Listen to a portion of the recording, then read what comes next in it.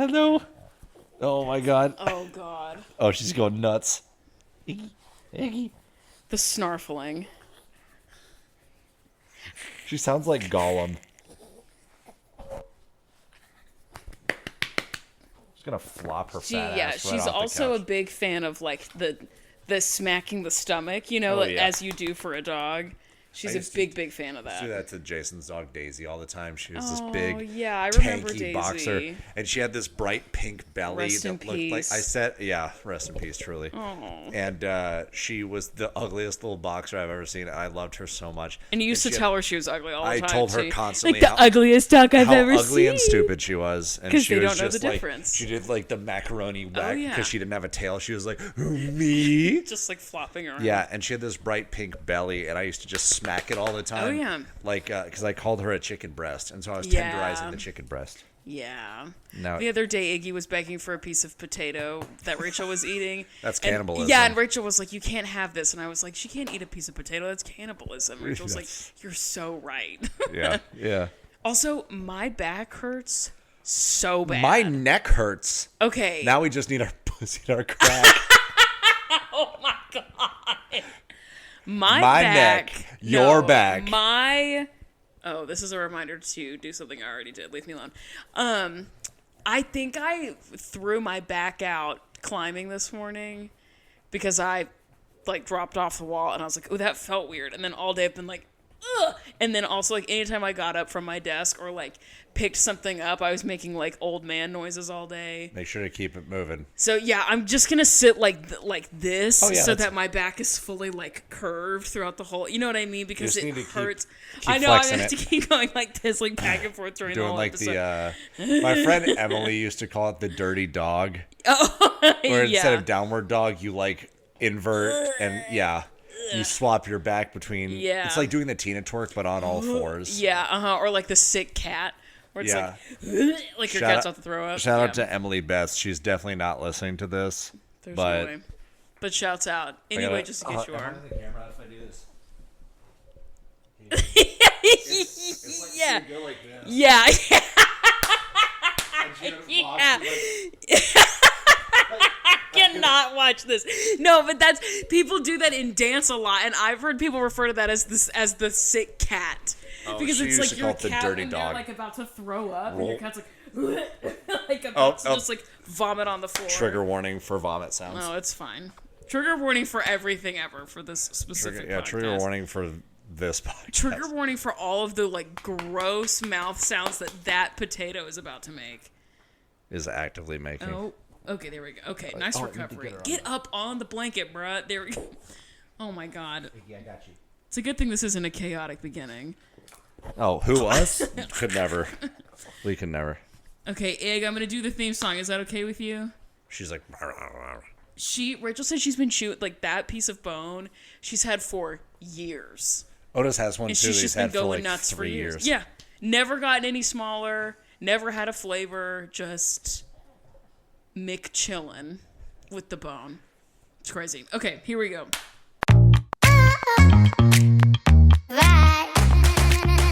Welcome back to the Pyramid, guys, gals, and non-binary pals. My name is Amanda, and I'm your host every single freaking week, except for the weeks that I'm not. And I'm Eli, the dipshit participation trophy of co-hosts. Slay. Sorry about not having an episode last week, team. The schedule It's just gonna happen did not every align. once in a while. So sorry. My 83-year-old grandma told everyone in the family that we were going to Dollywood last weekend.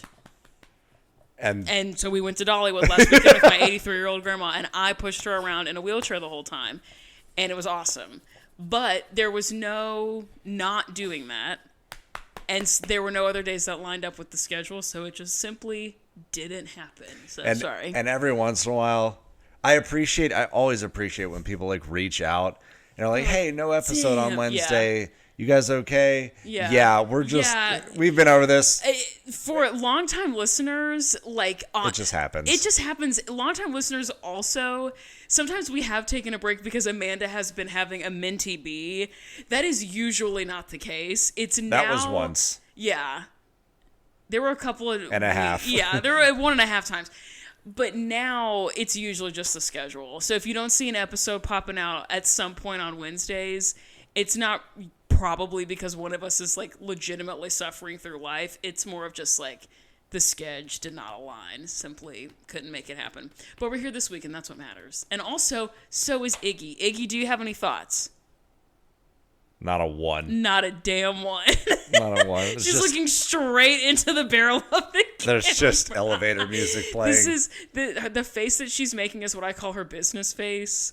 Because the tongue is in the mouth, her mouth is closed. Rare. It's whenever I'm eating food too, she's just like, yeah, just locked in, waiting on you to drop something. Business only. What do we normally do with emails? We do them after the Pyramid of Life, right? Yeah, we can do an email first though. Okay. I have a very funny email. Let's lead with our best foot, which is not us talking. True. It's our listeners talking. Yes. Oh my God, I have 37 unread emails in my personal email. That's crazy. Figure it out. I know. Okay, so this is the story of a girl. Sorry. This is an email. I think I've pulled up the right one. Hang on. An electronic mail? No, wait. This is a different one. We've gotten a bunch of emails. Okay. Ooh. Okay, here we go. So this is an email from a listener who I don't super know if they want to be named or not, so I'm not going to, just to be on the safe side. But there's two emails like kind of in like pretty quick succession. One literally sent 20 minutes after the other. Okay. Amanda and Eli, and then in parentheses, Zabeth. Zabeth. That's actually my real middle name. Eli. Yeah, Eli's a short for Eli Zabeth Farmer. Hi, I recently discovered your podcast after listening to your episode feature on Sounds Like a Cult. Slay. Hell yeah. I watched Dance Moms in middle school, but fell off as I got into high school, but then last year I binged the entire thing.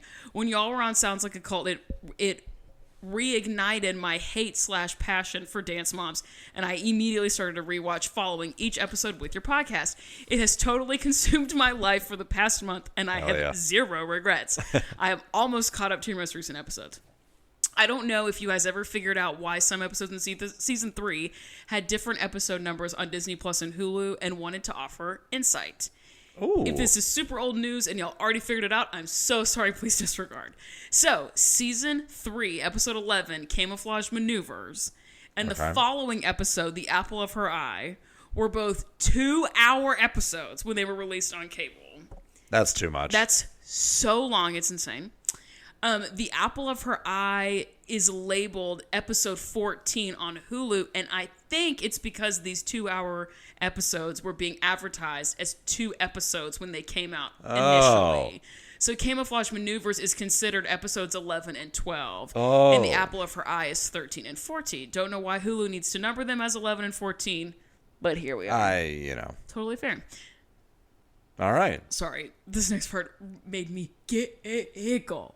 Okay, finally, Amanda, you have mentioned a couple times that you have 2 flaws, one of them being that you are attracted to Jake Paul.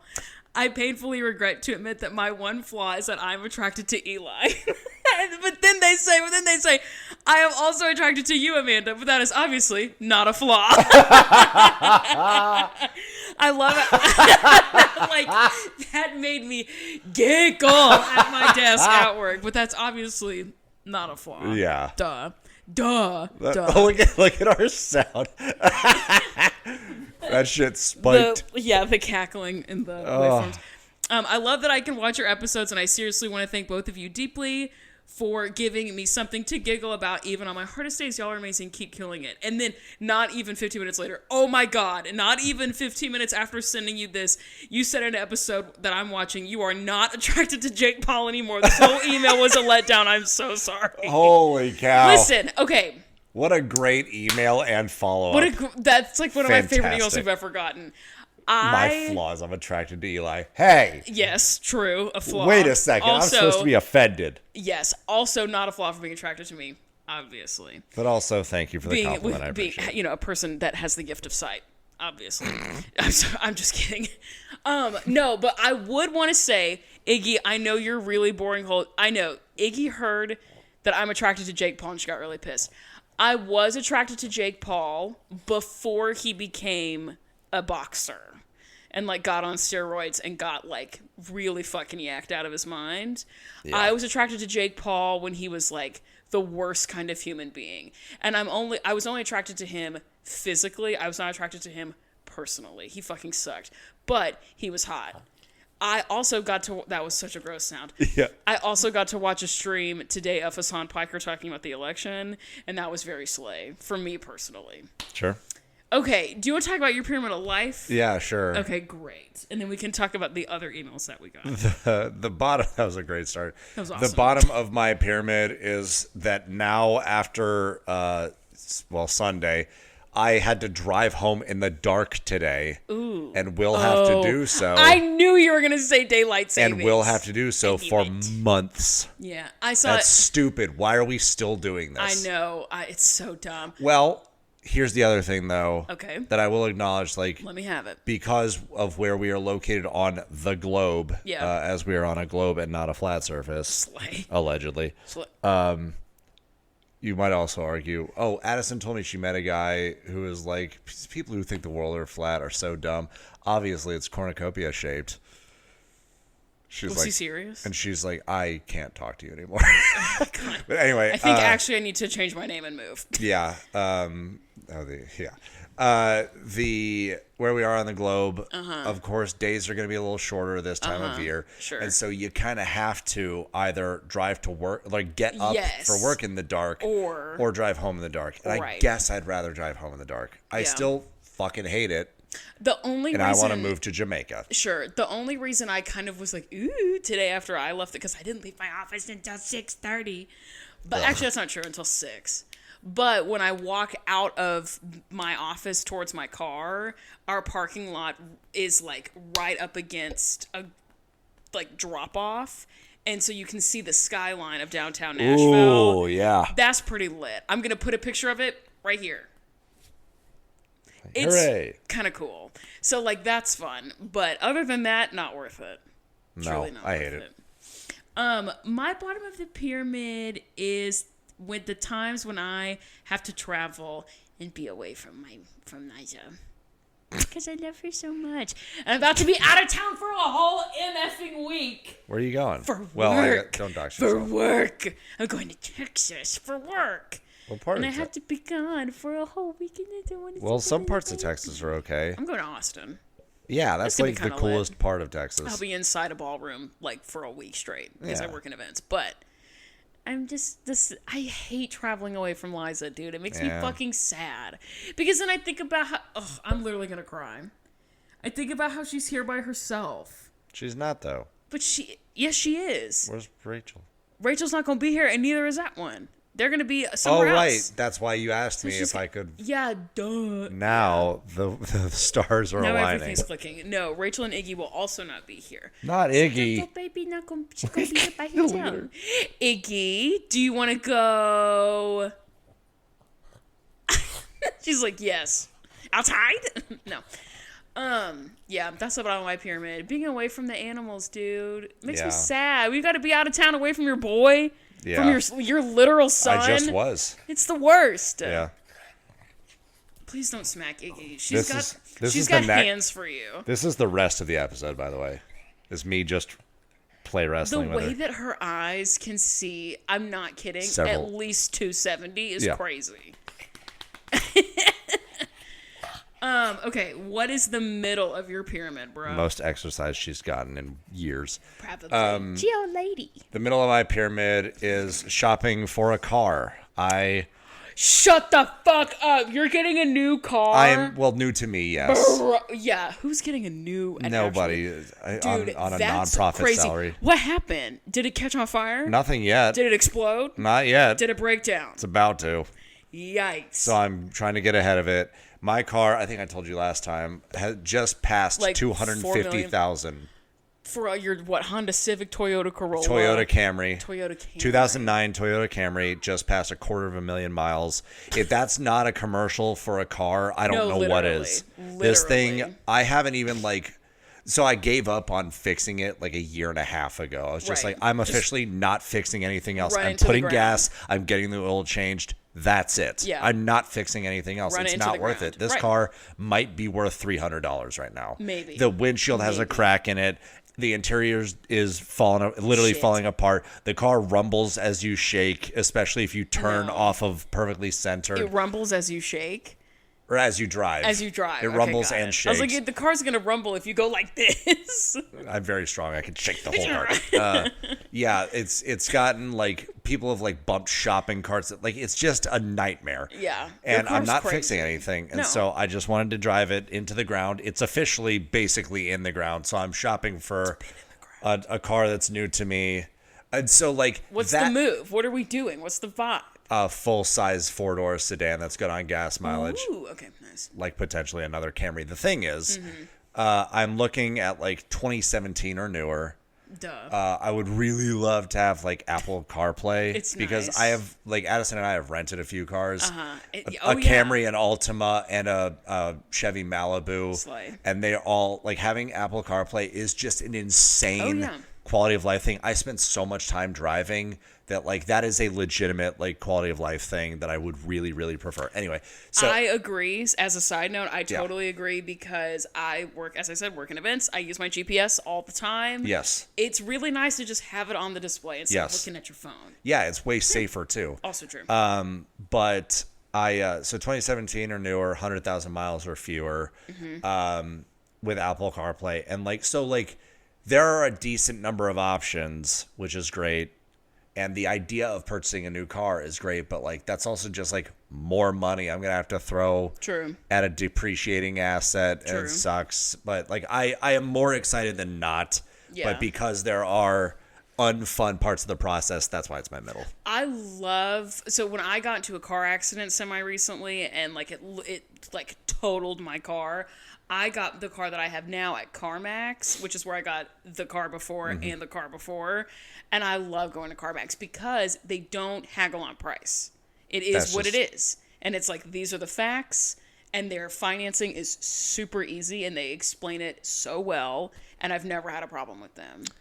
Good so to know. I recommend CarMax personally. I have looked the one at in Franklin. I've looked at CarMax a little bit. Their prices are a little higher. True. On average. They don't haggle at all. Yeah. Well, the other like smaller dealerships, like there's like a BMW dealership that happens to have like a 2020 Malibu. Sure. It's like $14,000. I'm like, oh dang. That's like not your bad at all. Random one-offs. Yeah. Yeah. So there are a few like that. So I'm just poking around, and it's gonna be a haul like schlepping around to various within the 30-mile radius and yada yada.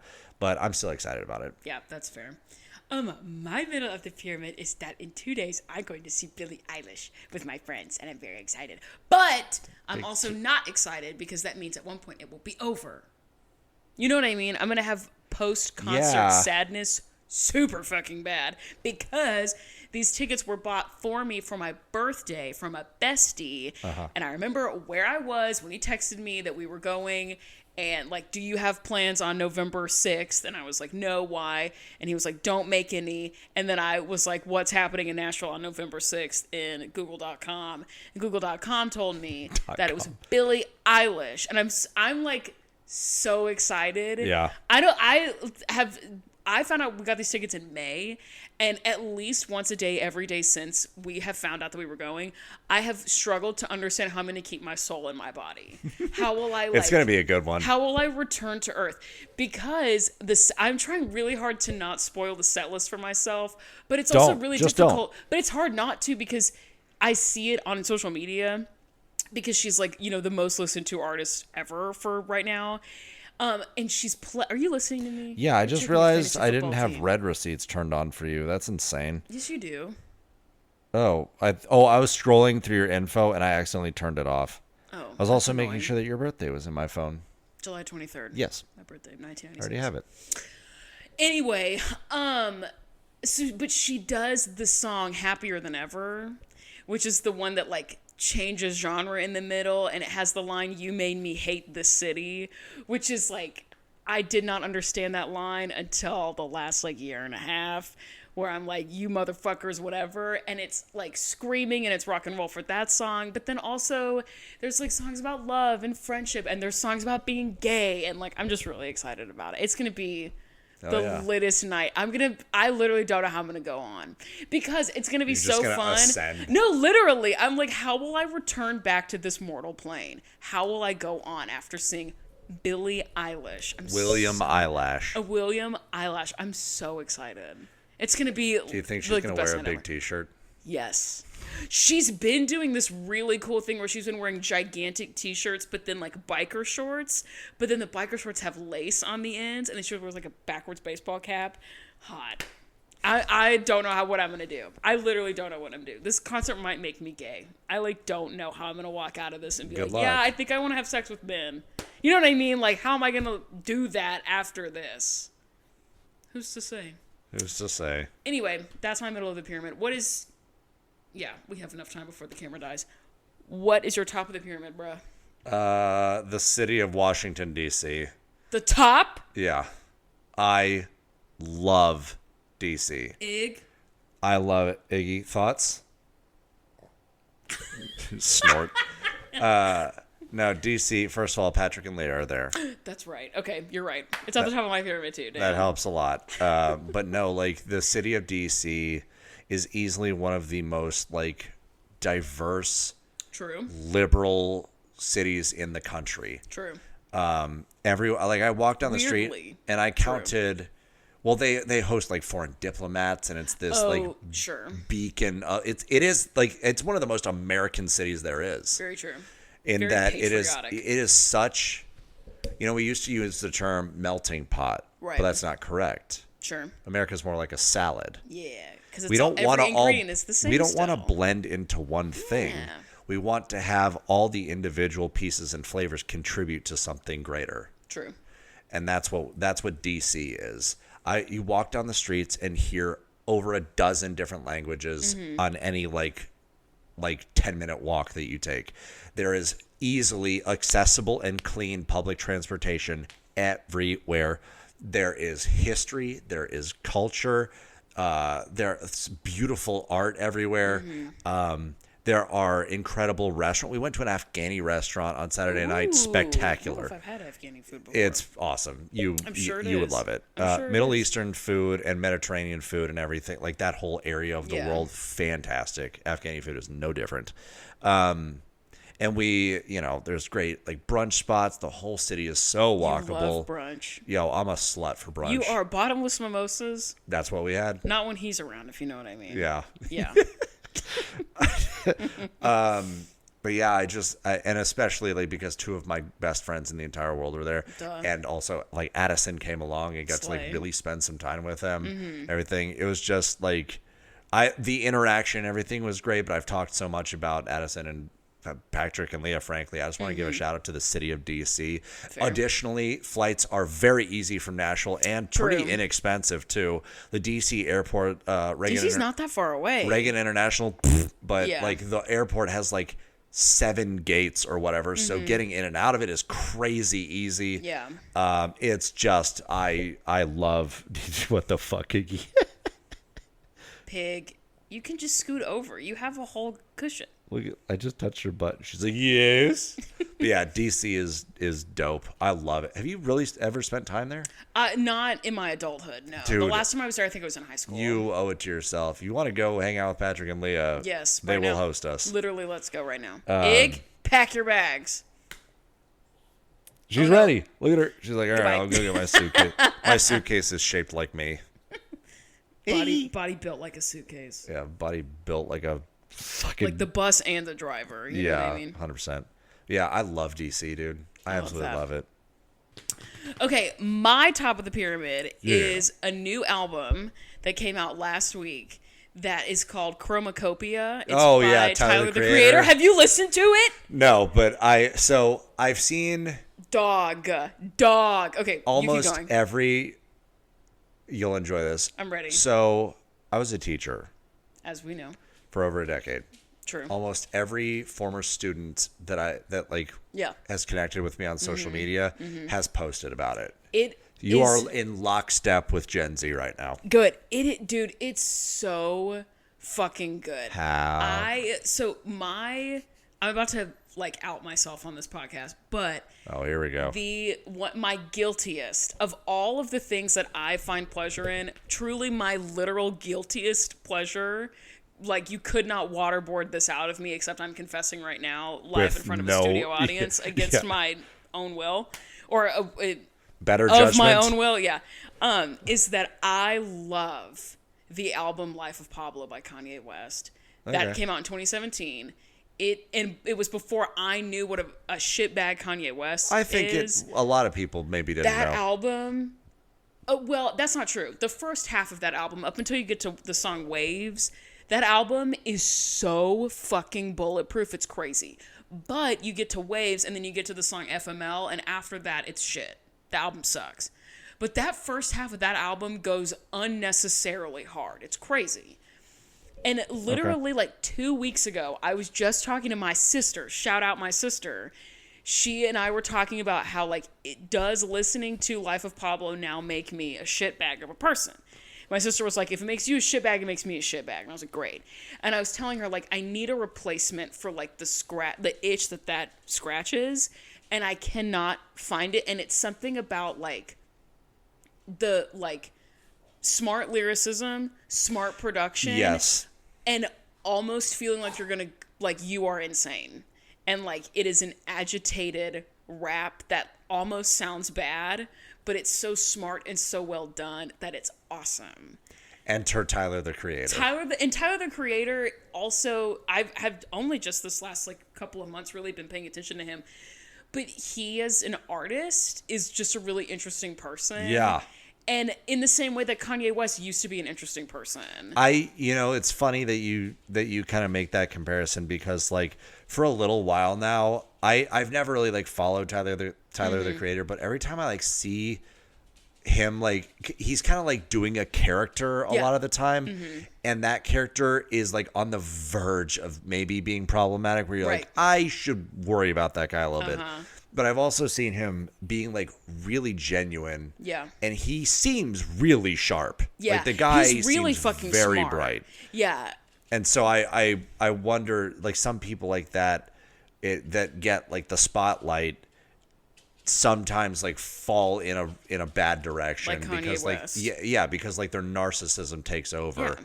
And they're like, oh my gosh, I'm such a creative genius, blah, blah, blah. I'm so obsessed with myself, and it snowballs. Yeah. So I'm hoping, for the sake of a lot of people who like Tyler, the Creator, I hope that doesn't happen. No, I don't think it will, because he's been doing a lot of supporting work for other people for long enough.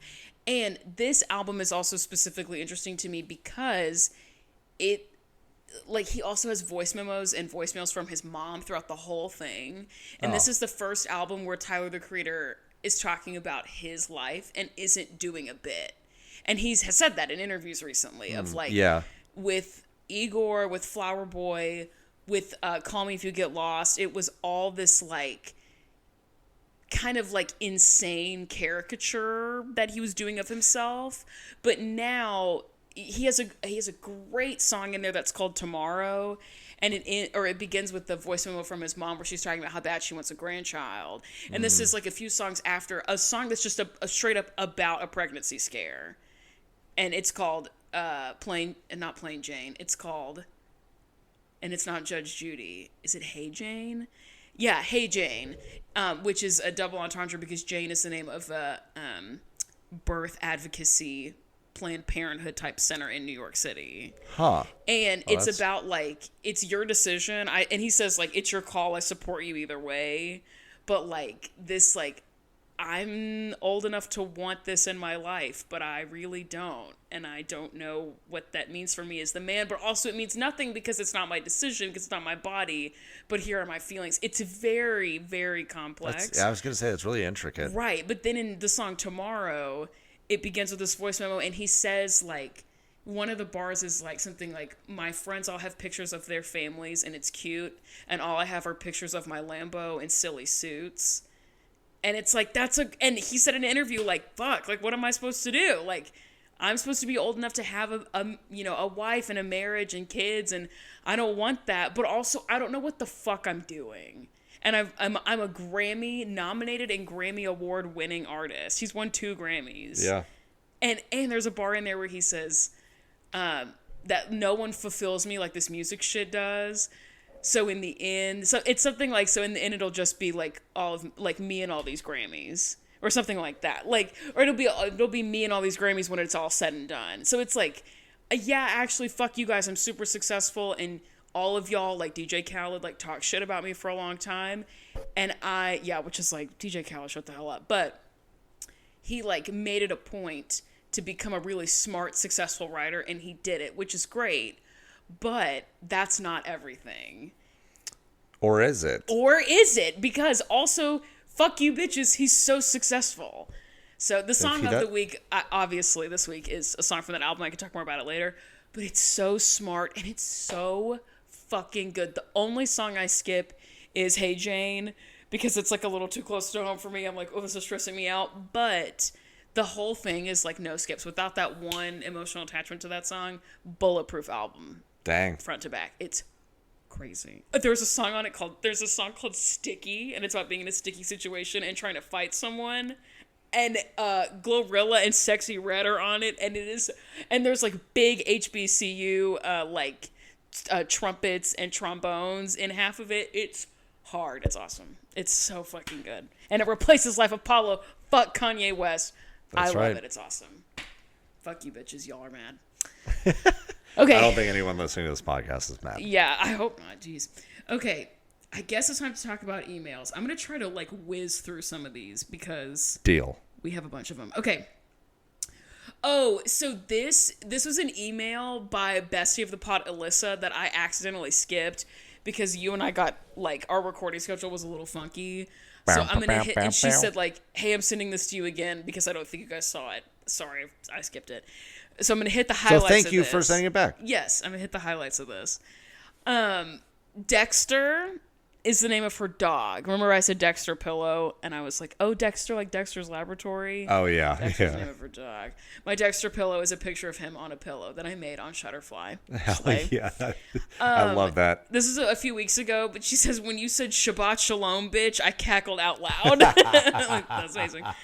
Special note to Eli, I thought you would like to know that I volunteered at the Food Bank of Delaware this last week, and I thought of you and your job. It was so rewarding, even though it was really hard work. I broke a sweat, and I was sore, but I volunteered for 3 hours nonstop. The work that you just did, the sweat that you just broke, the clothes that you just got dirt on, you literally just helped feed hundreds, if not thousands of people. Tangible work. That is the real shit. Thank you so much for doing that. I am insanely passionate about like helping and serving food banks and stuff. Volunteer time, there is some dollar amount assigned to it that like every volunteer hour is worth like $29-$30 or whatever it is. It is invaluable. Yeah. I tell people all the time, like my organization specifically, we would not exist as an organization without our volunteers. True. So fuck yeah. Everyone go out, whether it's during the holiday season or not, it doesn't matter. Go out and give like one like volunteer shift at your local food bank. And this podcast alone will feed like 100,000 people. True. Let's make that happen. Period. Write in if you go to a food bank, please. Yeah, let us know. Send us a picture of you at a food bank. Send us a picture of you at a food bank and or your dog. And we won't post it unless you give us permission to or whatever. True. Her pyramid. The bottom is waiting for exciting days or events to finally come. I love scheduling stuff, but I hate waiting for it to happen. Yup. Fair. Middle, your actual number one enemy. Buying gifts for people. Yeah. I love giving gifts to people and making them happy, but I hate spending money. Yes, Fair. I like if Eli hates receiving gifts. It makes me, yeah, it just makes. Yeah, it makes me feel weird. Yes, it does, and I would like buying gifts if I was just like if I won the lottery, I'd buy people gifts all the time, but like because I want it to matter and I don't have a lot of money, so I'm like I saved up to be able to buy this. Like this is not easy for me to purchase. And then, like, if they don't like it, I'll just jump off a bridge. That would be the worst. Yeah. The top is when I get really good pictures and feel confident enough to post them. Hell yeah. I share my life on social media, and cute photos make me so happy. Slay, Alyssa. Yes. Alyssa. Okay. Wait, that's Alyssa? Yeah. Oh. Good morning, Alyssa. Good morning, Alyssa. Okay, so this, again, I'm going to have to hit the highlights of this. The subject line is alleged tea. Oh. It says, this is from... Yeah, I can say Cassandra. Greetings and salutations, Amanda and Eli. Buckle up. I'm about to take you on a journey into alleged Dance Mom's tea that I put together with my last 2 brain cells and some key information that was spilled on Back to the Bar by Queen Christy herself. Okay. Yes. On one of the beginning episodes of Back to the Bar, which is the Christy Kelly podcast, Christy admits that there was one, you're going to love this, that there was one mom that she will not name that gifted her an unknown anti-anxiety med. Christy herself said this mother was on very briefly towards the end of Christy's time on the show. Spoiler alert to Eli, I'm so sorry, this is the beginning of Christy's end. She then says that she took a half of one of these medications before the episode with Kelly's iconic fight with Abby because she knew that there was fuckery afoot that day. Uh-huh. So, as I rewatched season 4 with my last 2 brain cells, I thought it was fun. Oh, wait. My last 2 brain cells were at full capacity because I noticed that something was a bit off about the other Chloe's mom, the one who worked in plastic surgery. Yeah. Thought it was funny that she literally left after 1 episode. In conclusion, I believe that the alleged sharing of anti-anxiety meds by the other Chloe's mom. Yeah, maybe. Who is a girl's girl, if you ask me. Anyway, here's the pyramid of the week. Bottom, staying late for work. I know that's fucking right, Cassandra, because fuck staying late for work. I do this shit all the time now. Let's see. I'm sending this video sending this video. I think she means sending this email on a Thursday. And if I'm lucky, it's the first time this week I'll get to clock out at my normal scheduled time of 5 p.m. Last night I worked till 7 to clean and organize my classroom. She says she's a toddler teacher. Yes. I have been saying since Tuesday morning that this has been a long ass week. Ass week. In parentheses, pause for Eli to say ass week. I shit you not. I shit you not, dear listener. Cassandra's email says, in parentheses, Amanda, pause for Eli to say ass week. Gotcha. Cassandra, that is the best. You are the best. You win everything. If we had a prize, we would send it to you. You win. Holy shit. Yeah. Oh, that was so good. Yeah. I jumped hook, line, and sinker, Cassandra. For real. Well done. When you're done with that email, I have a little surprise, by the way. Okay. Middle of the pyramid is being invited to speak at an early childhood educator, or asked to speak as an early childhood educator for the first time. My boss has recommended me as a speaker for a summit, and I agreed because yay for growth in my career and yay for talking about my passion, but goddamn, the anxiety and imposter syndrome are going hard. Anxiety and imposter syndrome have hands, Cassandra, so don't be too mean to yourself. Them bitches have hands. Yeah, they're also fucking liars. Also, the top, prepped food, full stop. Your favorite. Yes. The way I will not drop $30 on new jeans, yet I will drop the same amount on luxury food that took 0 effort for me to prepare is especially heinous to my bank account. Absolutely. Anyway, that's all. Thank you for entertaining my theory. I hope you both have a fantastic week, and Eli finds... Sorry. Oh, God. Sorry. It's not funny. And Eli finds a single moment of carefree happiness soon. He's the only straight cis white male I wish this for. Love, Cass. Thank you. Okay, you got a surprise? I do. What you got, bitch? We have a DM. Period. I don't know if this person, I didn't ask permission because I actually just remembered it. I don't know if they said it was cool, but if you are listening, and I hope you are, here, I'm answering your question. They wrote in and said, hey, I just found the podcast a couple weeks ago, and I'm obsessed, love reliving the craziness that was Dance Moms. I have a question, though. I do not know my Enneagram number and would love to find out. Can you point me in the right direction or which test you recommend taking? Ooh, bitch. We haven't talked about Enneagrams in a while. Ooh, bitch. That is about 45% of your personality, so what you got? Okay. Number 1, don't take any of these tests. Fuck Correct. these bitches. Correct. The number 1 reason I always recommend people don't take the test is because sometimes when you're given the situation, there's like 7 or like 4 different answers, and none of those options are things that you would do. So you're like kind of forced into picking something that you wouldn't necessarily do. And so that kind of like skews your results. Also, some of them you have to pay for. That fucking sucks. Yeah, don't pay for shit. It's my belief, personally, that you know yourself. No one knows you better than you know you. And I recommend that people read a lot in general, but specifically, about the different Enneagram types and then self-type. So that's what worked really well for me, was that I read, there's a book called The Road Back to You by Susan Stabile, I think. And at the beginning, or no, it doesn't matter. It's called The Road Back to You. And at the beginning of every chapter, it says like 20 things, like what it's like to be an 8. Sentences 1 through 20. And if you read through them and like more than 10 of them hit kind of hard, like maybe that could be your type. If they don't, then they're not, and it's really easy to identify. This is how my family and I did it, was going through all these different sentences and being like, oh yeah, this makes sense. No, this doesn't. Let's skip to something else, whatever. For example, that book is structured so that 8s, which is what I am, the 8 chapter is first. And the author says, I know that an 8's not going to want to read this whole book if it's not all about them. So I'm putting them at the beginning so they can be dismissed. And I was like, period. I'm not reading a whole book about other bitches. That's crazy. So I would recommend doing that. I would also recommend, like, honestly, if you're looking just for, like, really distilled information to give you, like, a starting point for deeper search, like, later, there are really cute infographics on Pinterest. And you can just type in like Enneagram 1 into Pinterest and see all these little colorful infographics and be like, that one kind of feels like me, or this one kind of doesn't. Also, the Enneagram, it's 9 types. It's broken into 3 triads. You can start there if that makes more sense. So like there's the head triad, the gut triad, and the heart triad. And where you live in your person in that triad. So like I'm an 8, and an 8 is the middle of the gut triad. And I, for a long time, always talked about how I knew things, or I had intuition about things, not about like, like events in the world, but like about myself, and how I trust my gut feeling over anything else, always.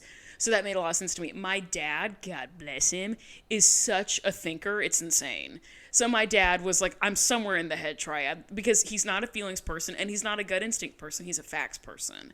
So you could start in the triads if that makes the most sense to you. Every Enneagram type also has a title given to the Enneagram types by lots of different people.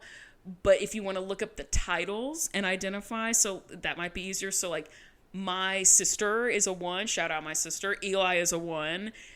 He doesn't know it, but that's true. A 1 is the moral perfectionist, and 1s have a really hard time with people breaking the rules, but not breaking the rules that are laid out before them, but breaking moral rules. So like that is really difficult for Eli. That's really difficult for my sister. My sister infamously, there's an anecdote in my family where my sister in like the 3rd grade asked my parents, why do kids break the rules if they know they're wrong? And like my sister just like couldn't do it. I'm an 8, and the 8s are the challenger. That resonates with me pretty intensely. Obviously. So I would recommend The Road Back to You, and also just like digging around on Pinterest and just kind of let it figure you out. What was did you say there was a book that might... The Road Back to You. The Road Back to You. Mm-hmm. Cool. It's was taking notes as you were talking. Oh, it's awesome. It legitimately like borderline healed my family dynamic. It's crazy the amount of good that system did for me. If it doesn't work for you, I'm not saying everyone needs to do it, but for me, it was really helpful in understanding myself and then understanding my family. So like, for example, my dad is a 5, and the 5 is the thinker, or like the intellectualizer, or something like that. And I always thought when I was a kid that my dad just wasn't listening to me when I would complain to my mom, who's a 2. My mom's the helper. And my mom would always kind of like talk to me, and my dad would just listen. And I didn't understand when I was a kid that my dad cares. And the way that he shows that he cares is by listening, not by speaking, but by taking it in and like the investigator. That's what a 5 is.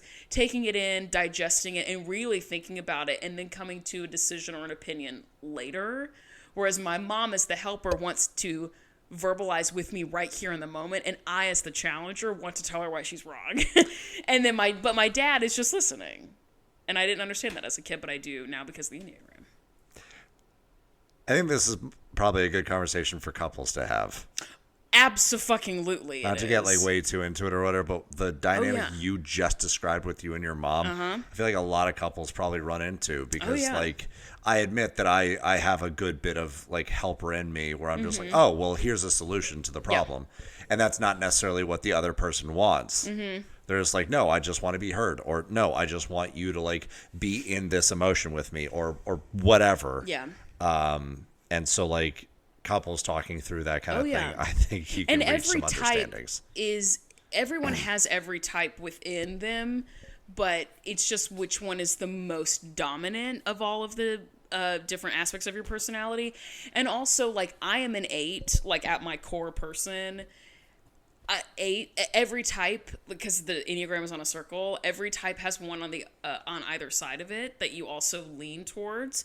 So the one that's next to us, an 8, obviously is also a 7, and a 7 is the enthusiast. So like, let's hang out. What are we doing? Let's fucking go. I'm ready to party. That's also me. Yeah. So I'm an 8 with a 7 wing, and then in health, I'm a 2. In disintegration, I'm a 5. Like, it's this whole thing. But if you're just starting, I recommend starting with the book The Road Back to You so that you can self-type that way and just kind of dicking around on Pinterest and seeing what the graphics are saying. Yeah. Love the Enneagram. I told the person that wrote in, like, it's just like really easily digestible, a nice little intro into it. Then if you want to keep digging and playing with it or whatever, then there's a lot more. Absolutely. Love that. Please write in and let me know if you have any questions. Okay. Another email with the subject line, I'm 58. Yes! Oh, slay! You were wondering. I knew this. This person and I interacted. Slay. Okay. Yes. You were wondering about the age of your oldest listener. I am 58. This almost sounds like a poem.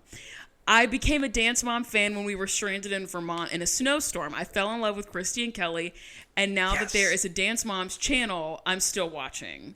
Chloe, Brooke, and Paige are the best. I love your podcast, and you guys have a really great rapport. Literally, so true. Thank you. I can't talk about it, really, because I am going to actually get a little bit emotional. But my sister and I were talking about you the other day, and it, like, got to me a little bit, and I was like, me and Eli are BFFs for life, and it, like, made me a little emotional. Anyway, I'm lucky to be back in my hometown of Santa Barbara, California. Oh, beautiful. So much fun to watch and listen to you guys recap it. Thank you. Sent from my iPad. Slay. Hell yeah. Okay, one more email and then I'm done. Okay, a regular note and also, a thank you note and also regular email.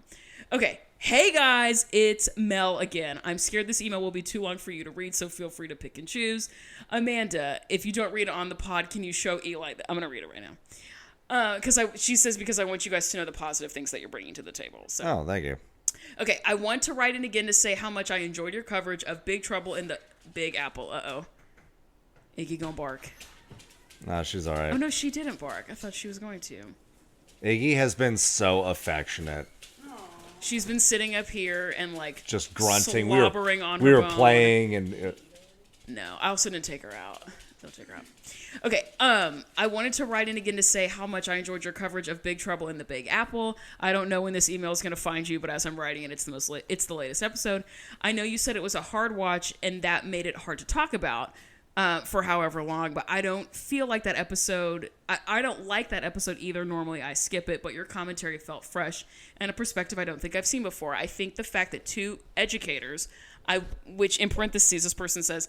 I would say former, but my dad is a teacher, and he believes once an educator, always an educator. Damn right. Damn fucking right. I know that's right.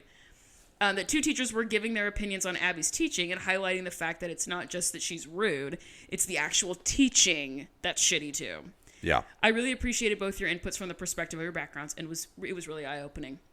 Another great take, I think, was when you talked about Maddie's grooming by Abby. Yep. Yes, the way that you pointed out that moment in the green room as a turning point to her is just, it sounds so obvious to me after hearing you guys' takes, but I don't think I've thought about it in that way before. And also, just you wait, mid-spoiler for later seasons, but by season 6, Maddie has the same lifeless look to her eyes as Brooke did by season 4, and I think that's very telling.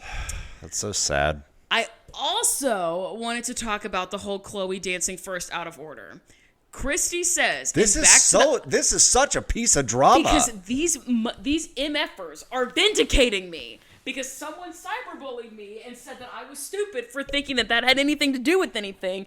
And now the girls are writing for me. Hell yeah. So, let's see. Christy said it back to the bar that the producers changed the order of solos because they usually want to put who they thought would win to dance last. She says, you called it. I know I did. Period me. So neither Chloe nor Christy had anything to do with that. They still had Chloe to apologizing for going out of order. Talk about gaslighting. Yeah, no kidding. Chloe gets gaslit so much. Chloe gets what?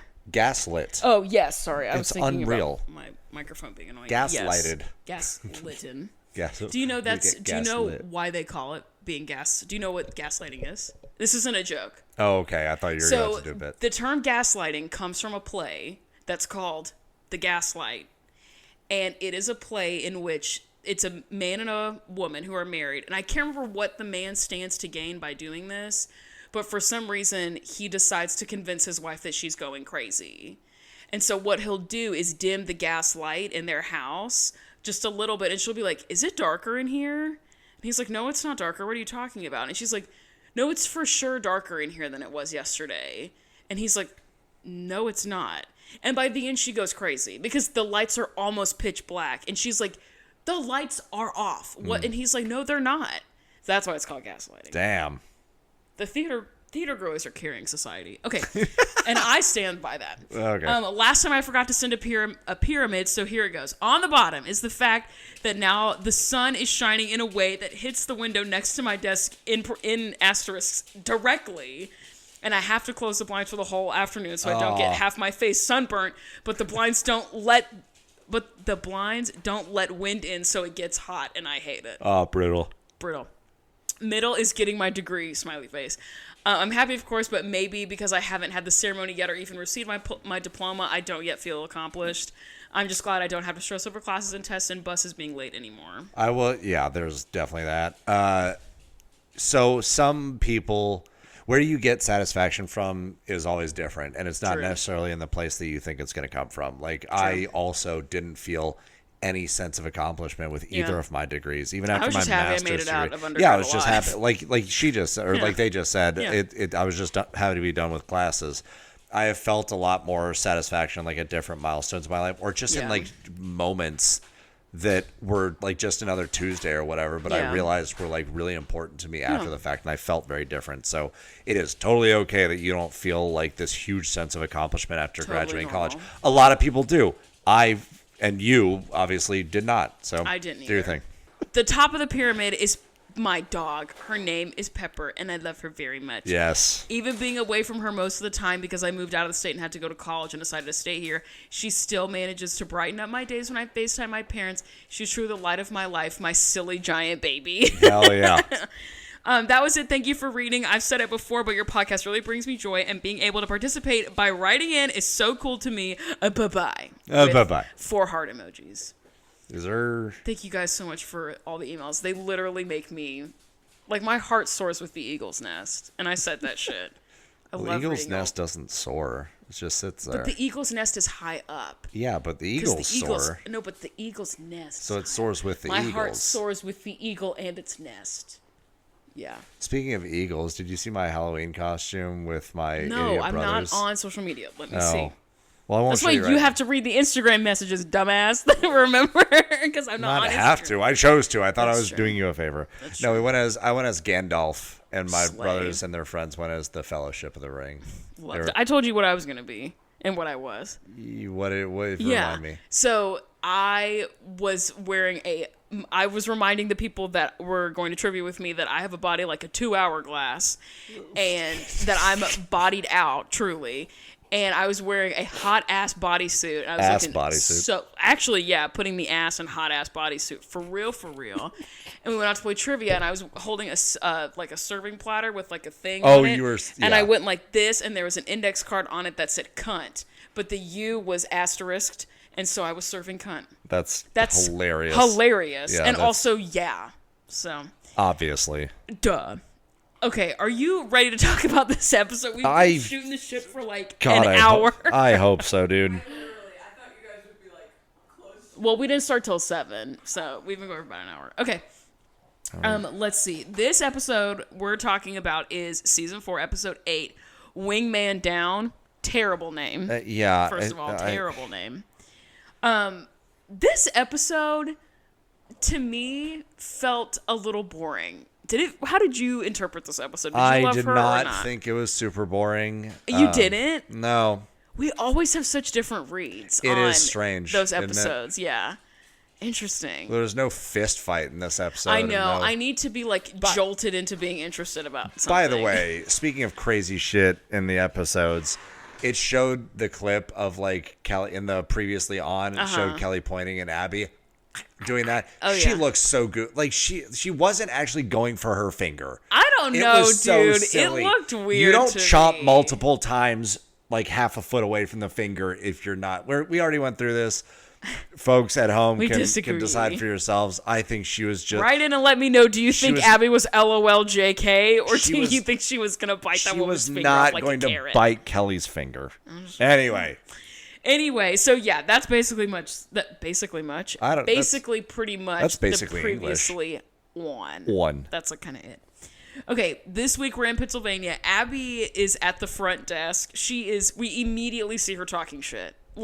No time has elapsed between living on the dance floor and her being like, so fuck Kelly, am I right, ladies? It's nuts. With 2 of her, employees at the front desk.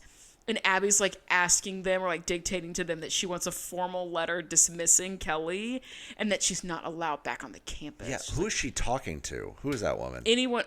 I have never seen either of those people before in my life. I honestly wonder if they were, people on the show. What do you mean? People on the show? Producers or... Oh, who were working for Lifetime. Yes. And they're like, hey, we need someone to sit here and pretend like they're listening to her. Or... Yeah, there's a very slim to none chance that it's a non-zero chance. They weren't totally supposed to be filming yet, or what? They weren't in the show yet. She was just talking to her, and then the editors were like, "Oh, that's gold." Shut up, actually, sit down. Yeah. Abby fully states that that Kalani and Kira are replacing Kelly and her girls. That is an open and shut case. Period. Kira goes into the den, and the girls are excited to see Kalani, obviously because they're children. But the moms are a little weird about seeing Kira. They're not super stoked, and they just are kind of acting odd, which is understandable, I think. Sure. Abby's okay, girls, let's go. She calls them into the mirror room, and she talks about how she was right, that the face of the company is changing, and it's now Kalani, which is so weird. Because to say that the face of the company, now that Kelly is gone, the face of the company is changing. Was Kelly the face of the company? What an excellent question. I also had the same one. Well, when she started was it Kelly, Brooke, or Paige? When she said it last week, she's the face of the company is going to change. I'm like, it's your face, Abby. Yeah, what do you mean it's going to change? No, it's not. Also, Maddie's still there. Yeah. So no, it's not. What the fuck are you talking about? Yeah, the chosen one. The literal savior praise Maddie from last week. Clock it. That was insane. Yeah. Abby and her talking, it says that she doesn't know if Kalani belongs on this team or this other team that she's cooking up. Great. Whatever. We get the Pyramid of Children. Bottom of the Pyramid of Children, Brooke and Paige. What? Why are they on the pyramid? I don't know. I am so confused. Why are they on the pyramid? Also, they're gone. You want legal documentation that they're gone. And you just said the face is changing, so I guess it's them. Cut them out. Be done. Why are they Cut still the line. there? Be over. I don't understand. To reinforce to the other children what they already know? So she says, I just want you bitches to know anyone is replaceable. You're paraphrasing a little bit, but yeah. I mean, that's what the subtext was. That's what the context was. That's what her tone was. Come on. Okay, so they're literally just there as an object lesson, which is so frustrating. The next worst child is Nia, because she made a mistake. So obviously we have to kill her. Duh. So effectively she's actually the bottom. Yeah, because the other 2 girls aren't here. So it's Nia's the bottom of the pyramid. Dude, that poor kid, man. I know. Chloe is the next worst because she didn't win with the duet, which is lame as hell. Because who was her duet partner last week? Kendall. And Kendall is in the middle row. So why aren't Brooke and Paige gone, and it's Chloe, Kendall, and Nia at the bottom. I don't know. I don't know. This whole pyramid is bullshit. This whole thing is bullshit. Yes. The middle, starting with Kendall, she only had one group dance and she didn't cause trouble, aka Jill kept her mouth shut, Abby says. Yeah, really that's all it is that Abby... Well, and to give even less commentary, Mackenzie is next and she says, Mackenzie, you hung in there. Sick. And then Maddie for literally no reason. And then at the top is Kalani, who's the new girl. Why are these new children continuing to be placed at the top of the pyramid? What happened to fucking bottom of the pyramid and probation? And I will rip your head from your shoulders if you even look at me Talk to me sideways once and I'll literally blind you. Like, I don't understand. The days that she wants to just hurt the current children as much as possible. Yeah. And has realized this is how you do it. It's crazy. This week we're going to Virginia and we're attending Fierce National Dance Competition and everyone's in the group except Mackenzie, which we're going to get to in just a second. Abby then looks at Holly and says that she's getting a reward for handling the kids in the face of trauma that Abby induced. And so Nia gets a solo, and which Holly's is like, oh, we have to look at this as a microcosm of the insanity of this show. Okay, so let's break it down. So, first and foremost, last week, Abby incited trauma and incited emotional, vitriolic, nightmarish, ghoulish behavior, right? Abby sort of started it. Kelly also started it. They both started it. A lot of people are for the girls. Abby's for the ghouls. It's literally so true. You're literally so real. Feeling that hangover Halloween spirit. So true. So, Holly...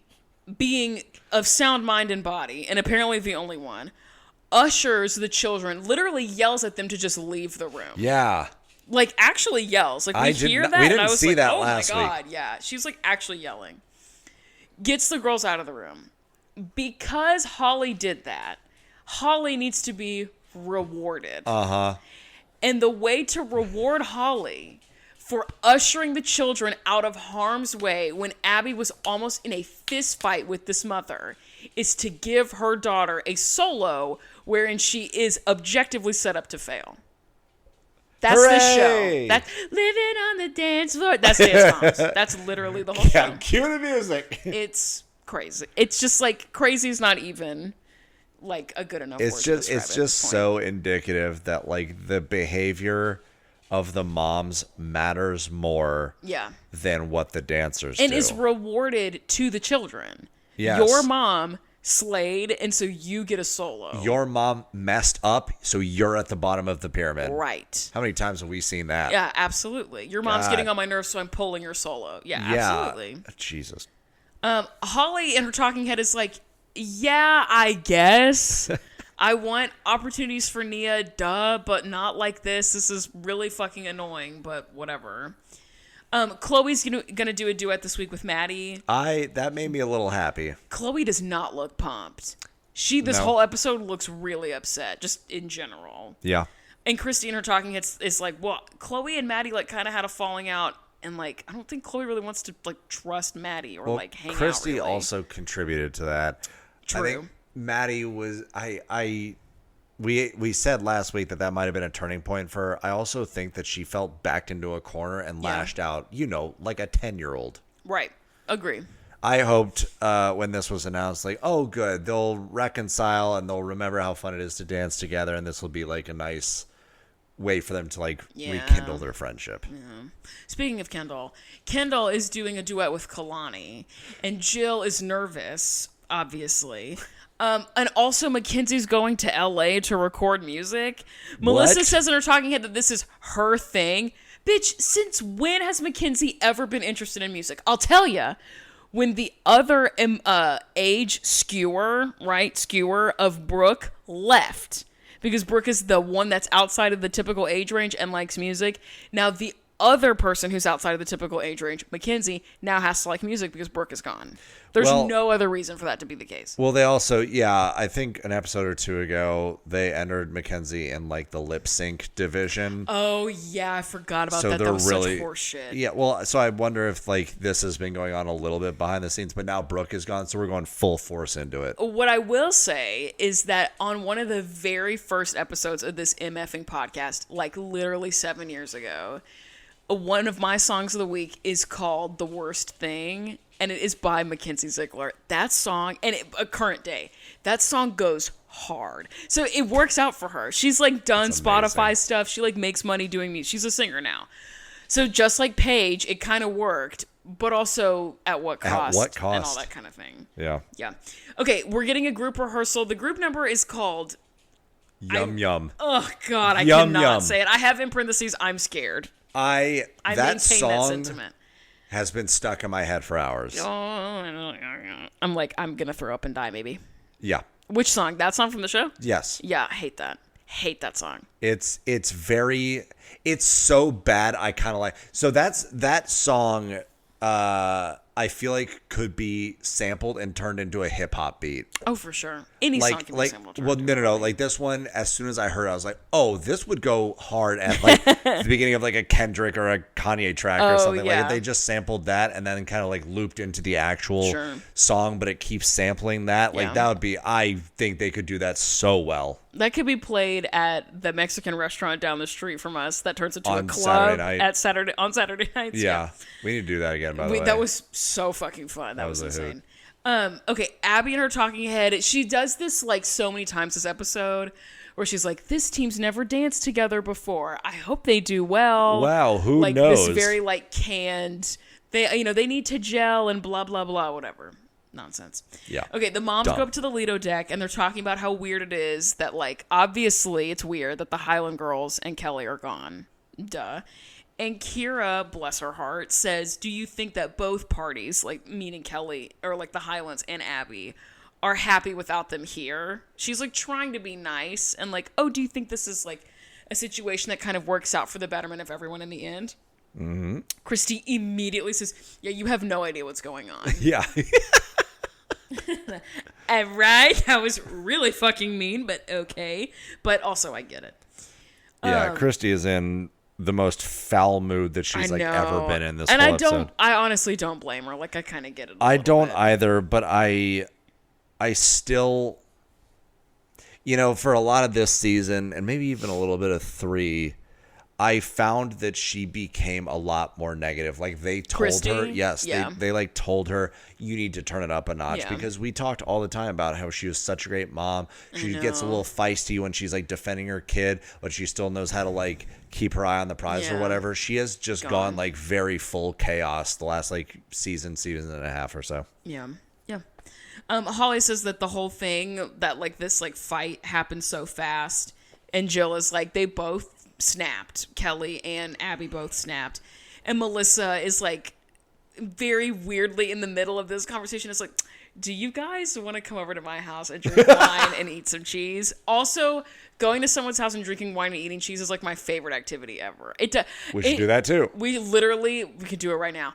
Literally, someone in my office was emailing me about a new spot for happy hour, and I was like, this coworker specifically, could tell me that we were going to drink prison toilet wine out by the dumpster at 3 p.m. and I'd be down. Yeah. Like, happy hour drinking wine and eating a little bit of cheese, I'm down for that. Talking a little bit of shit. What more to life is there? You know what I mean? I love that shit. Christy in her talking head says that she doesn't want to go because Melissa is a liar. Like, Melissa's like, oh, let's go, ladies. And Christy's like, no, she says, I'm gonna respectfully decline. Yeah, I'm gonna peacefully decline. Yeah. And then Holly in her talking head says that she doesn't know what there is to be gained by fighting. Fucking educated ass woman. Yes, ass woman. Ooh, so educated. She's like, I don't know what there is to be gained here. Yeah, she's like, Period, I Holly. understand you being mad, but also like your friends are still here, and we still want to be friends with you. Yeah. Come do this thing. It sucks if Kelly won't be there, like, but come like, on. yeah, like come on and do the girls. thing. Yeah. And she names Melissa as a fair weather friend. She's like, Melissa is down to hang out with people whenever it benefits her, and then when it doesn't, she'll stop. And like, we know this about her. Sure. And then Christy calls Melissa a liar for lots of reasons, and she says that she's like, well, I didn't have an affair with my boss, which is a bummer because now Christy in real time is being accused of having what? An affair. So aged like milk. So anyway, the whole thing, the Christy at in that moment she's losing because she changes the conversation. Yeah, she turns into a scarecrow argument where she's like, well, you cheated. Well, it's like, and Melissa's like, no one's talking about that. Yeah, I'm trying to help you out because you lost a friend. But then she also comes back to Melissa, like she insults her, and then she's like, listen, we don't need to talk about other stuff. We're talking about you being a liar. Like, what is it, Christy? What are we doing? Yeah. She's just swinging trying to help madly in all directions. Yeah. We cut to a commercial and come back, and when we come back, we're at Melissa's house. Kira says that her daughter is like really likes the other girls, and she's like happy to be here. And then she's like, so what's up with Christy? Like she immediately swerves, and we're in this scene at Melissa's house for like maybe 2.5 minutes. It's upsettingly very short, which leads me to believe that it was just too normal. Yes, you know what I mean. They're just having too nice of a time. Lifetime was like, we're packing it up, we're out of here. Yeah, but, you ladies have a great time. Yeah, call an Uber. Drink your Chardonnay and let us know that you made it home safe. But Holly does make the very apt observation that Christy thinks that it's her against the world. Yes. Her and Chloe against the world. And it's really not. Like, people are trying to help you. People are trying to reach out. Especially but you're not Holly. doing yourself any favors. Yeah, especially Holly. Even Jill is like trying to like Jill's like, bit. let's get a little away from the negativity. Like, let's try to start over. And it's just not landing. We're back at the studio and we're seeing Mackenzie do some vocal warm-ups for singing because I guess she's a singer now. Abby in her talking head says that it's her new. Oh shit! The battery died. I always hope that like that gets added in. We're so back. It's crazy. No, why are you attacking me? Oh God. Hey, can you lay down? Lay down. I'm gonna get eaten alive. Yeah.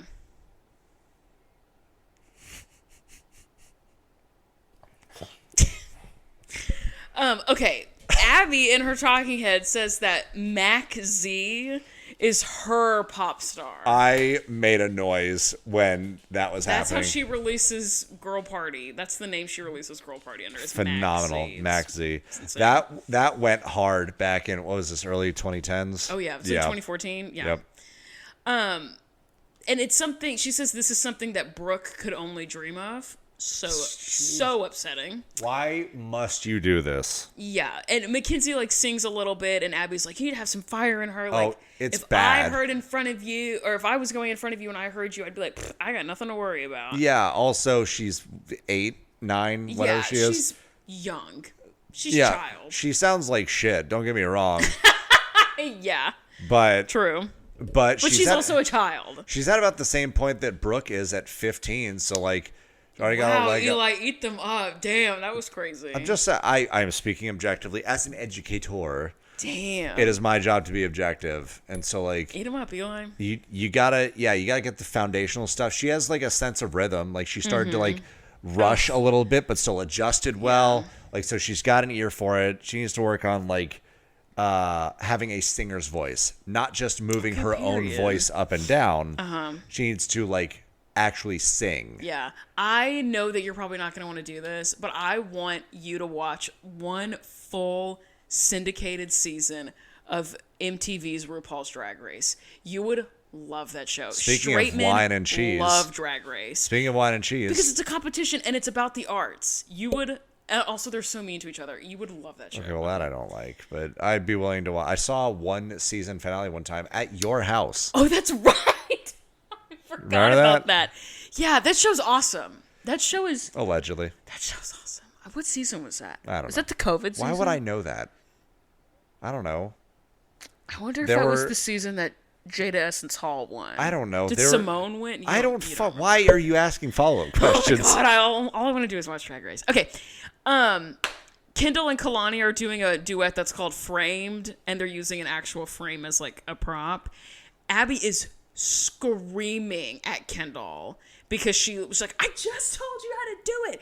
Wake up. Like, actually screaming. It's very, very alarming. Okay, great. And Jill in the Lido deck is panicked. Like, yeah. There's a woman screaming at my child, and that stresses me out.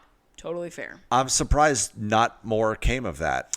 I know. Well, it's Jill. She's like, I'd let Abby, hit my kid, and it'd be fine. Well, she just went down and complained about a duo like 2 weeks ago. But that was because it wasn't getting enough time. But this one's getting time. Abby's just screaming at her child. Okay. Right. That's not the problem. It's the time. Holly in the Lido deck says that the duets are the priority. And Christy's like, yeah, how do you feel about that? And Holly's like, well, Nia has a soul this week. She's not going to get any time. That sounds about right. She's like pretty much used to it. Maddie, and then we see Maddie and Chloe doing their duet. It's called Confessions. I was really hoping it was going to be the Usher song, and it wasn't, and that made me a little sad. I wanted to hear, these are my confessions. Oh, I would have lost it. My chick on the side says she's got one on the way. This same album, Confessions and Confessions Part 2, same album that, came off of. Yeah. Right? Isn't that song called just Yeah? Yes. Yeah, it is. Ugh. Incredible, but it's not, unfortunately. Brutal. It's about keeping secrets, whatever.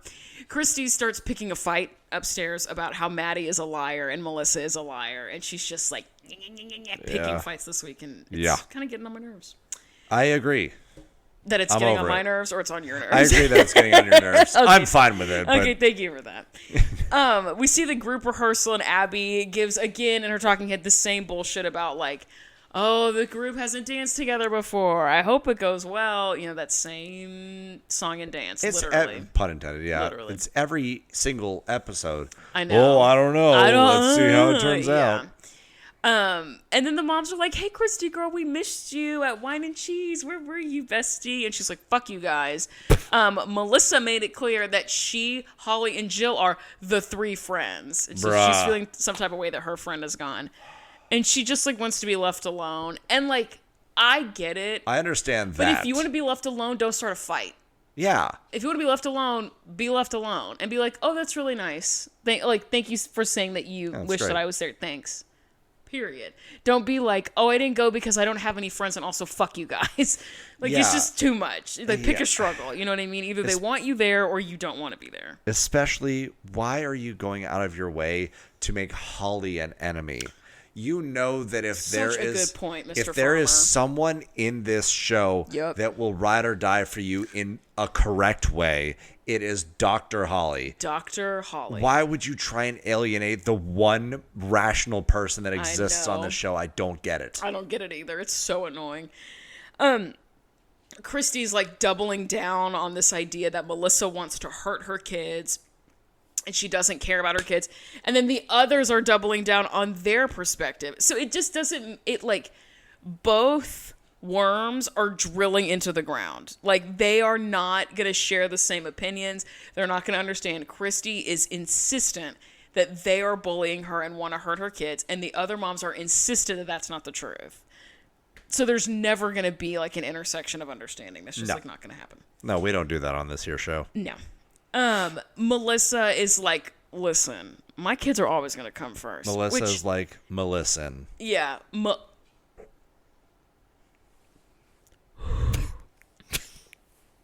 That was kind of tough. That almost got me a little bit. But no, not funny. No. Wow. I've never look laughed at your one of face. Jokes ever. Look at it. Fuck off. Melissa says in her talking head, my kids are always going to come first, which I think is like an admittance of guilt. She says like, my kids are always going to come first. Like, I lied and I would do that shit again.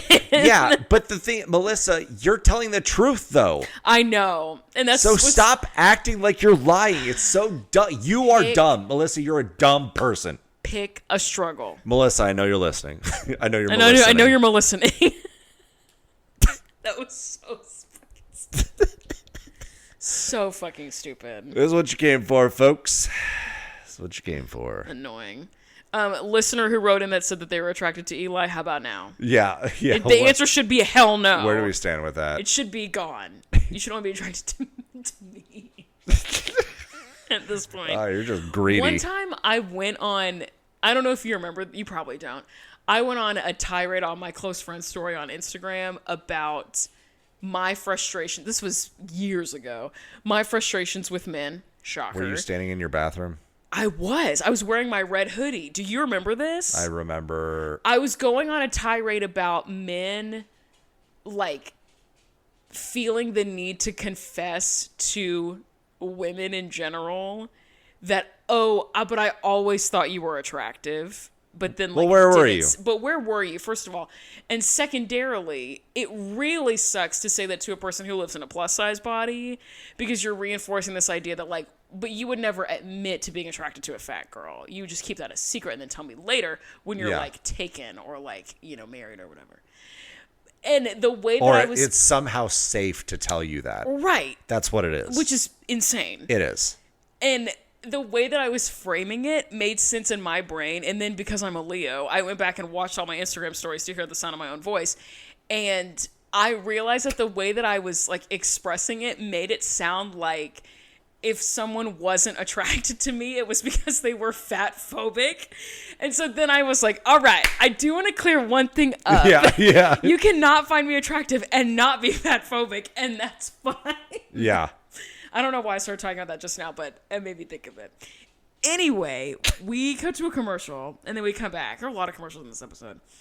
Kira and Kalani are doing this very pressured, like, forced, canned moment of, like, you have a lot to prove. Yeah. You can do it. And it's, like, very weird. And Kalani also says a She's couple like, of things where she also kind of says, like, yeah, I'm ready to prove that I'm the best. Like, she already has, like, a little bit of a cutthroat mentality. I'm like, this child is alarming a little bit. Well, she came from Abby's Ultimate Dance Competition. Yeah. So her only frame of reference is, like, literally, like, last child standing Hunger Games shit. Yeah, stab the children around you and you'll gain favor with me. Yeah, and she says that she's worried about her duet because Kendall can't take notes. Yeah, what are you doing? You're just talking shit, mean. Kalani.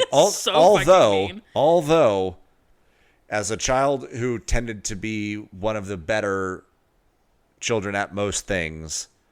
Wow, what an insane oldest sibling thing to say. No. Just like team sports. I was better than my brothers because I was older. That's not fair. I was better than other kids. Neely in her Prius right now is like, I know that's fucking right. I was the Shout out same to way. Neely. I see you in that moment.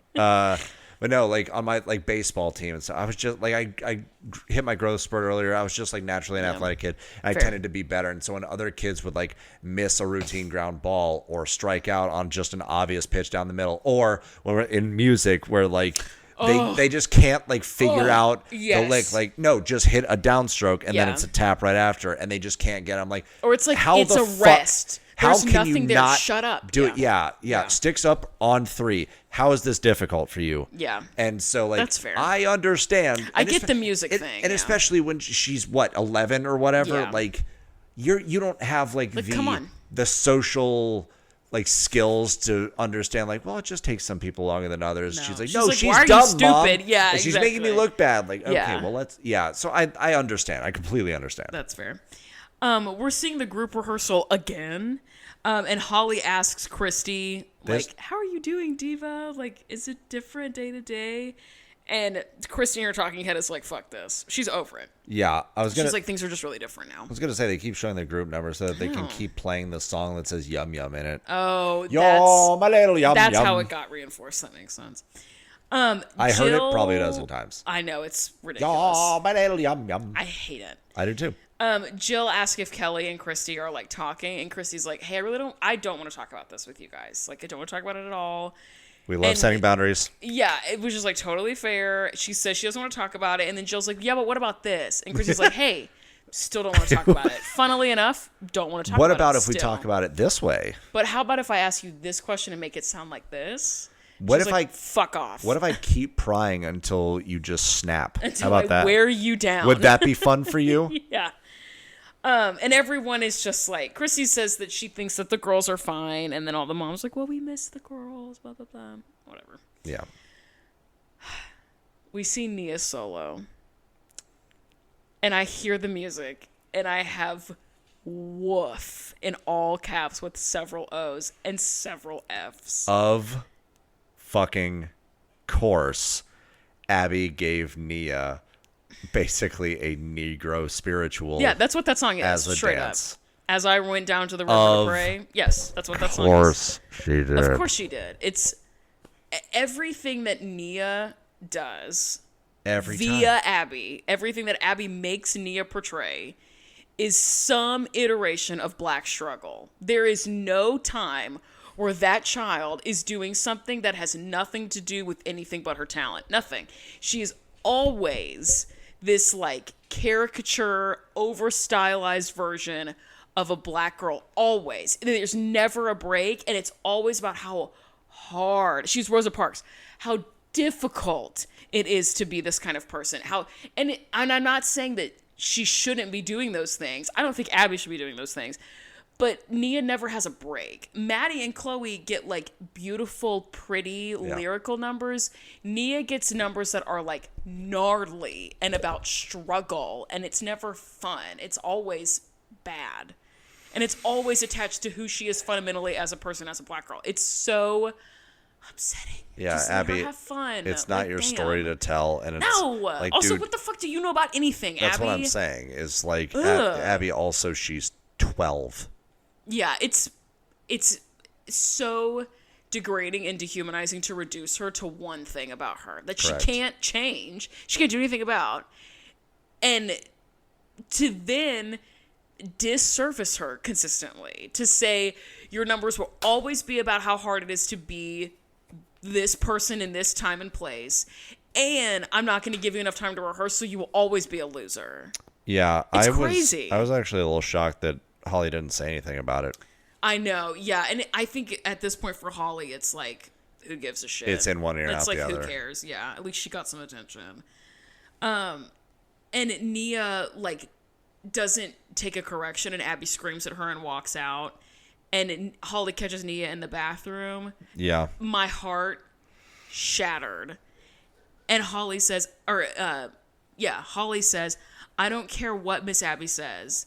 If it doesn't reflect your version of who you are as a dancer, you let it go in one ear and out the other. Don't let it stop in your brain. Sobbing. Great advice from a parent. Yeah.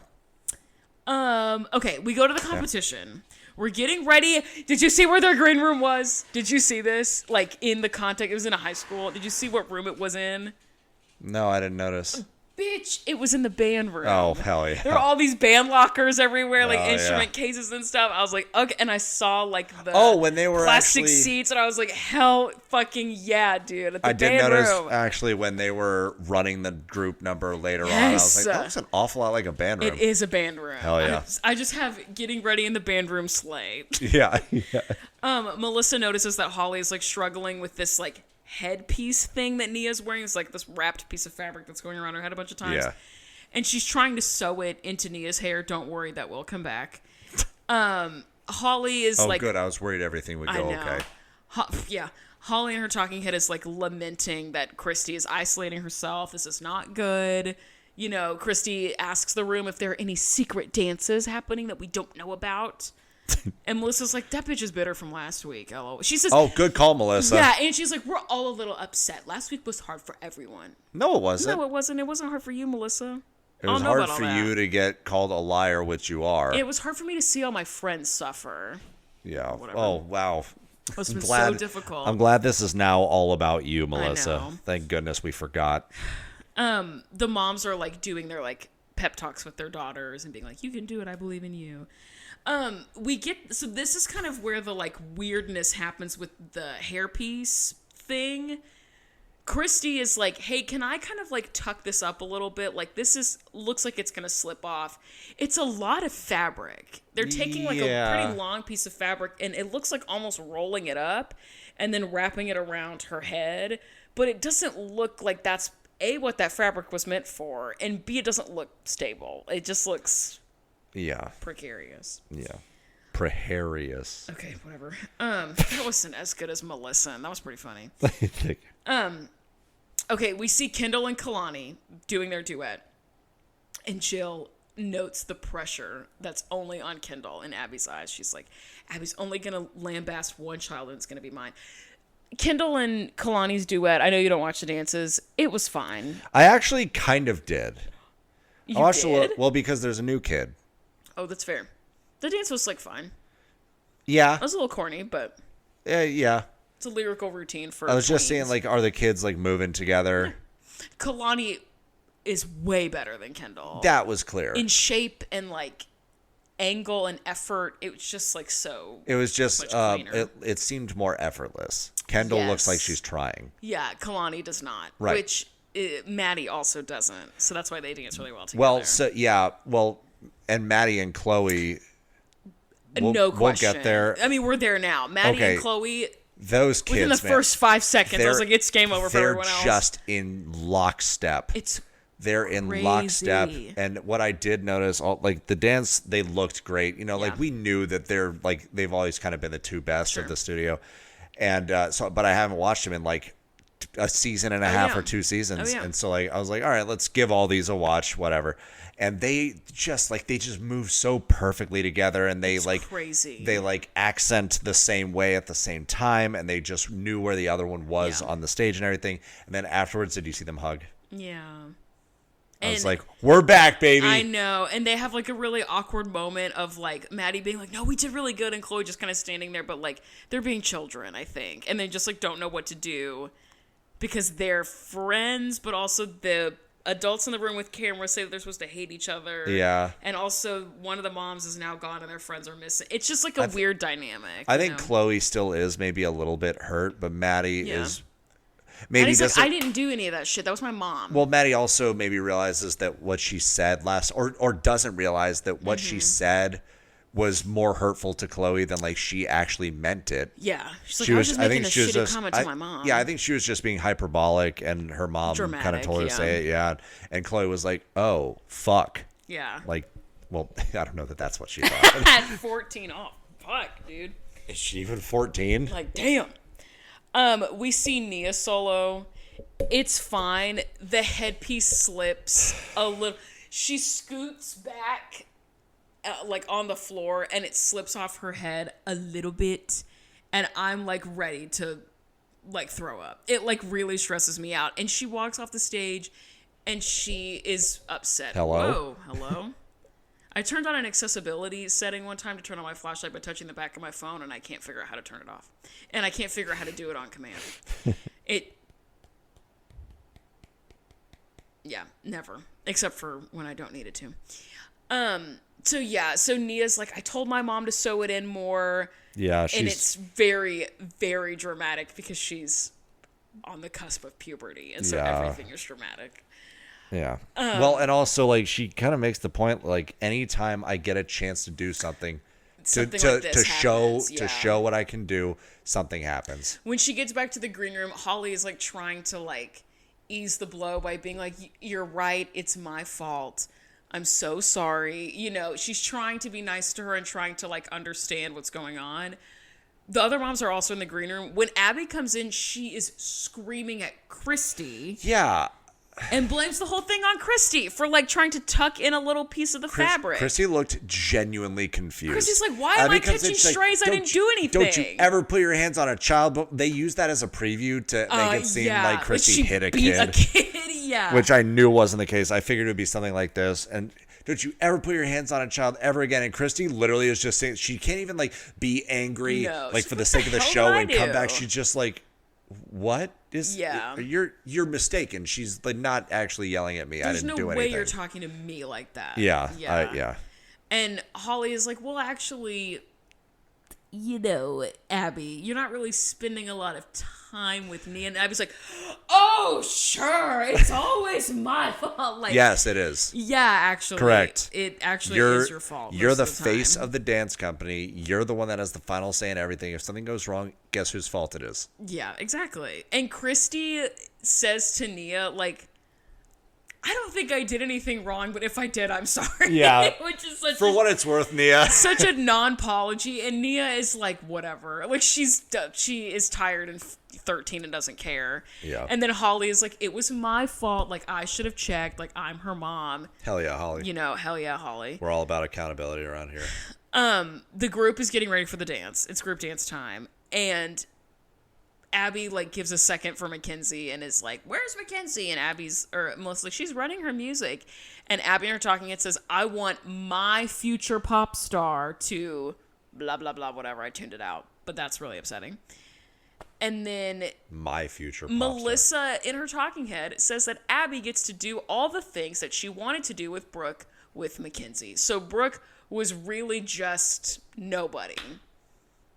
You know what I mean? Yeah. Like, she can do everything she wanted to do with Brooke with Mackenzie. So Brooke's not that special. Hooray. Yeah, and she says it as though it's like a good thing for the group or for Abby or whatever. I know, and it's not. Like, it's Melissa, gross. you are a fucking sociopath. Chill, dude. We can just swap out one girl for another. My girl is just as irreplaceable, quote unquote, as the other girl. How exciting is that? Abby still gets to do what she wants. Isn't that great? At the expense of my second best daughter, the one I care about the Oh, hold on. I still have a little bit of the the dirt from Abby's boot on my tongue. Yeah, my lips are really chapped from kissing Abby's boots. It's crazy.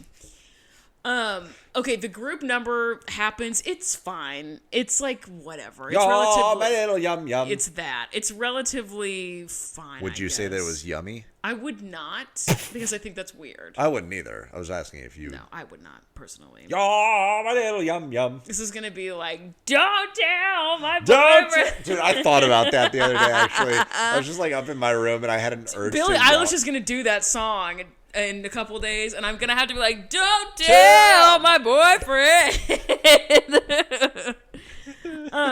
Okay, Abby in her talking head says that on the whole she thought that the number was good for their first time together as a group. Great, whatever. Yeah, what a huge change adding one child in. Whatever. Who was already very talented and won a dance competition that you judged. The chill just went down my spine. Jake just texted me and just said, hey, Diva. I'm scared. Last time Jake texted me out of the blue, it was to inform me that Marsha Blackburn spoke at the college that we attended, like last week. Damn. So damn. Okay, anyway, the awards for this are so fucking wild to me. I love how we just like pop in and out of what we're actually supposed to be talking about and then have a random thought and then something happens and we pop right back in. You mean me? You're talking about me. I just did that. Oh, okay, good. I was like, this is kind of a read. Another reason you would love Drag Race. Don't tell my boyfriend. Sorry. The awards. Just punch my stand. The awards are very weird. It's like everything from the age categories are just like all together now. I should call them the awards. Anyway. So they only go by age, not by like thing. So not duo Confessions, not the Usher version. Upsettingly. Ties with something for second place, which is weird. And then Yum Yum wins, which is also weird. And Nia's solo, not mentioned at all. Because Nia's solo is up against both of those MFing duets and the group dance. Because it's all by age. Yeah. Yeah. What? That's such bullshit to me, dude. Yeah, like a solo has to go against a group. Like, that's insane. That's insane. And then in the green room is so quick at the end. Kalani asks if this means that she can stay another week, and Abby says yes.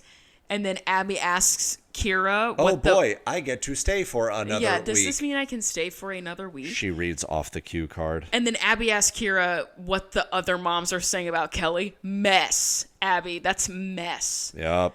And then Abby says that Kelly was arrested when no one asked. Absolutely no one asked. Kira is like, well, they're saying that they miss Kelly. And she's like, did you know that Kelly was arrested? Like, no one was asking. That's super invasive. No one was asking.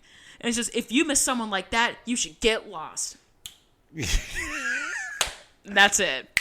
That's this episode of Dance Moms. Hell yeah, brother. So. And here we are. There you have it. I don't know. I did not live, laugh, love this episode, personally. I didn't love it. I thought there was something to it, but I don't know. I didn't want to call it boring. It wasn't last week.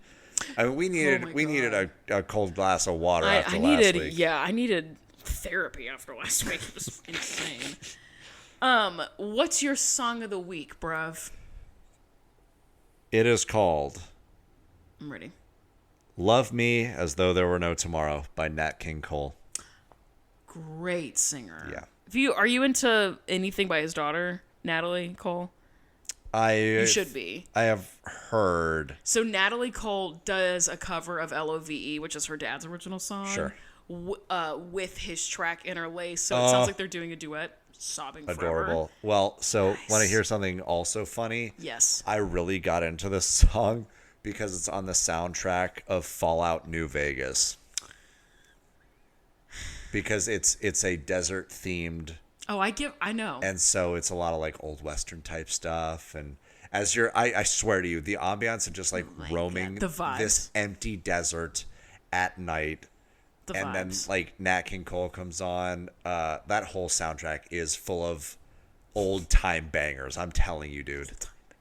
I'll send it to you. I'm sure that giggle. It's an old time banger. Nat King Cole is awesome. His daughter's name is Natalie. Yes. They're incredibly talented people.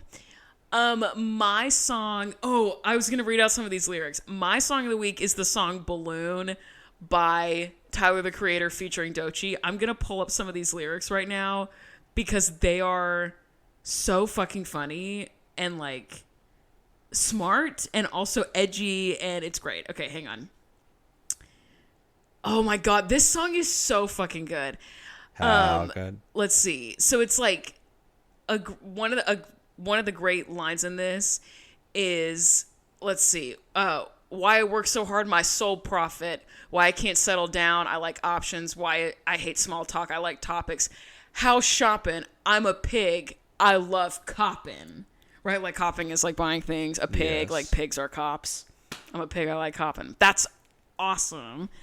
No BBLs, I like A-cups. Long legs, pretty when they wake up. A word I'm not going to say, run they mouth, brother, race up. Everything real here, no lace front, because I like lace front wig. Like bells during December, I slay. Period. I don't even like girls, bitch, I'm way up too hot. Bitch, I'm on my own dick. I don't need your box. That's awesome. That's insane. So fucking funny. So then he does this like refrain. I'm on my own dick. I don't need your box. That's great. And then he says, I air this bitch out like balloon. I'll send his bitch ass to the moon. I'm on the top, ain't got no room, like that. Doechii, who's a rapper who's bisexual, comes in and she has a bunch of great lines, but instead of... So she says, I'm 5'2", A-cup titties. I don't need you because I already fuck me. I don't need a range when I got an airboat. I don't need a plane because the airboat float. All these great lines, whatever. But then... Wait, the plane... She says... Tyler, the Creator, says, I air this bitch out like balloon. Right? He does like a riff off of that. Doechii's response, or like bar in response, is, I air this bitch out like a queef. I'll send his ass back to the streets. I'll spray your whole block with LaFleur. He gonna eat this pussy up because it's sweet. They're it's like insane, but the production support is like so fucking good. That song makes me happy to be alive. I fucking love that song. It's goofy, it's stupid, it's overly confident. It's Tyler, the Creator. You know what I mean? Peace and blessings to all of those listening. We will not have an episode next week because I'm going to be out of town for a full week. I'm leaving Friday and will not return until, you guessed it, Friday of next week. So there will not be time for another episode because I'm going to be out of town. But send me an email. Send Eli on the group account an Instagram DM because I don't check that shit. I just responded. Send me an email because he doesn't have the password for that shit. Yeah. You got send us your pyramids. Send us all the things. Send us pictures of your dogs. Volunteer at your local food bank. This is going to come out after Election Day. I really hope you voted if you live in the States. If you didn't vote, girl, it better be because you're under the age of 18. It better fucking be because you're too young. Better not be because you don't care, because that shit's crazy. Or because you're a felon because you tried to firebomb the RNC or something. Sure. I'm not telling you to do that. No.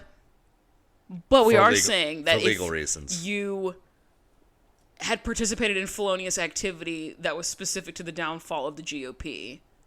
Or capitalism. I'm not here to assign morality. Or a billionaire. I'm not here to assign morality to that. I'm here to have opinions and be sexy. That's what I'm here to do. For legal reasons, this is all a joke. We are a comedy podcast. Yep. Anyway, good night, Alyssa. Good night, Alyssa. Thank you so much for listening. Goodbye. Goodbye.